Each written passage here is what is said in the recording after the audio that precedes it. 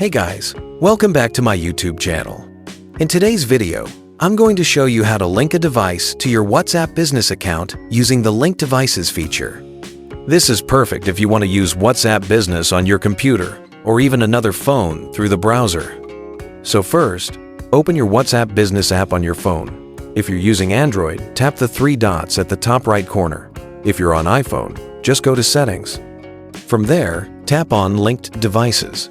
Now you'll see an option that says Link a Device. Go ahead and tap that. Next, open any browser on the device you want to connect, maybe your laptop or tablet, and go to web.whatsapp.com. You'll see a big QR code on the screen.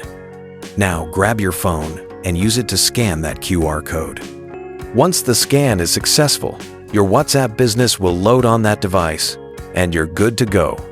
You can now chat with customers, reply to messages, and manage your business directly from that linked device without needing to keep your phone connected all the time. And that's it. You've just learned how to link a device to your WhatsApp business account using Link Devices. Thanks for watching. Don't forget to like this video and subscribe for more tutorials. See you in the next one.